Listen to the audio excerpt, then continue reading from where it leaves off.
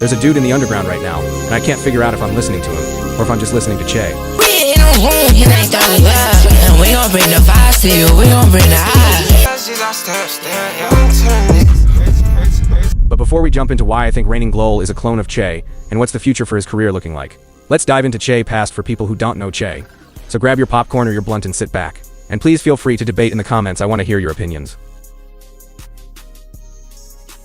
Che, whose real name is Che Sean Mitchell, born August 29, 2006 in Atlanta, Georgia, who used to go under the names of Merkio, Che Romani, Say So, Bass Killa, and Bass God. I don't know about the last two, though if I can remember he confirmed he went under those first aliases in an interview before just becoming Che.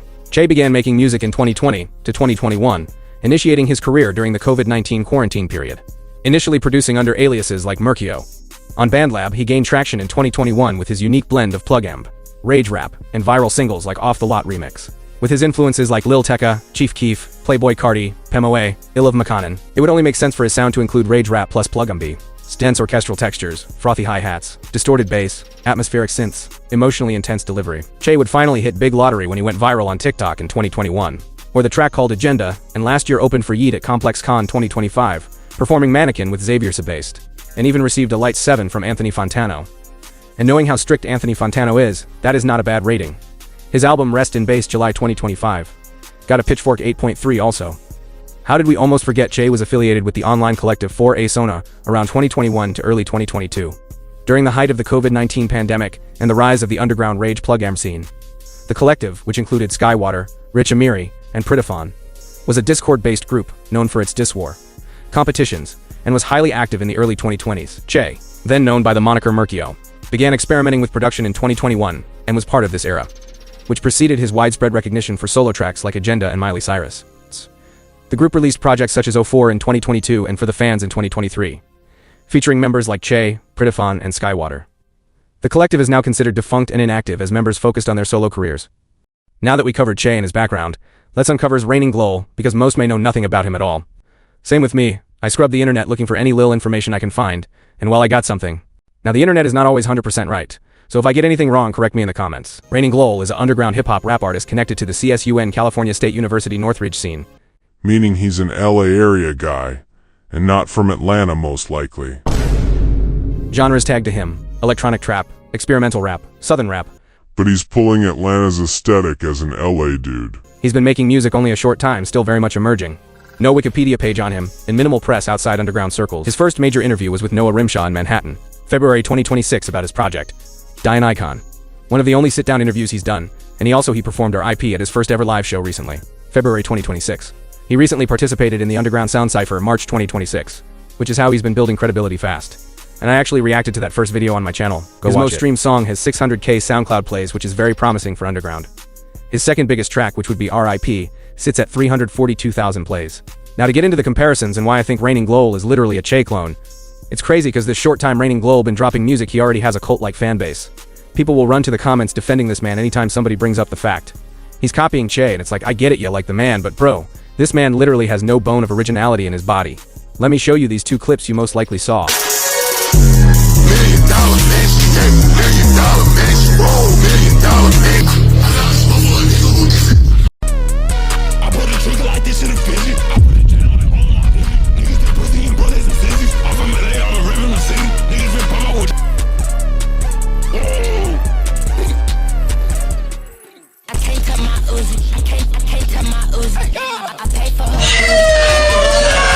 Seven. What's your point? Everybody is inspired by somebody, and they don't really sound alike. Which I hope that last part none of you say, but I know some dumbass will. I don't even listen to Che, and you can go down Brothers' catalog and literally find songs that sound similar, or have a similar beat, or maybe even a verse or flow. And so what's your point? My point is being inspired by somebody, and just straight up taking somebody's style, is two different things. For example, take a look at Carti. Everybody loves Carti. They also thinks he started a lot of stuff, when actually he didn't. He was influenced by the people who did, and created his own swag. And even we see times where Carti pays homage to the style he swags. Well, you only showed us one song, that's not enough proof. Okay.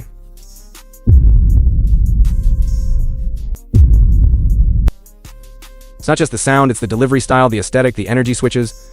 Che built a whole identity around these things. Raininglol packages them without the originality. And before you run to the comments with your nerdy ass, I said he created an identity, not that he started the sound, so calm down. The cadence patterns. The production choices: distorted bass, hi-hats, atmospheric synths. The emotional delivery style: the way both of them ride a melodic hook over chaotic production. If you played two different songs from these artists, and I don't know both of them, I would think they the same person. Or better yet, If I knew Che only, I would think they're both his songs. 7. Why does this bother you? It's not about influence. Every artist has influence. It's about not having your own identity. The underground scene is small. When someone clones this precisely, it dilutes the original. The issue isn't that he sounds like Che sometimes, it's that there's no moment where he sounds like himself.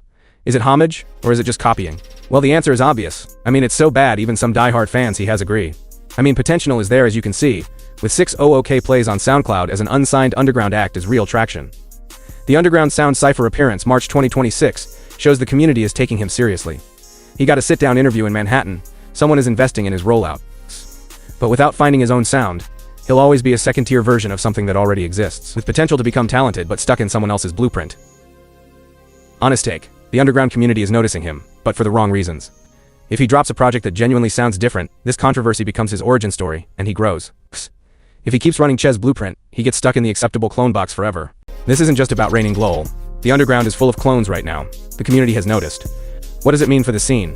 Do you think he can find his own sound? Or is this where his story ends?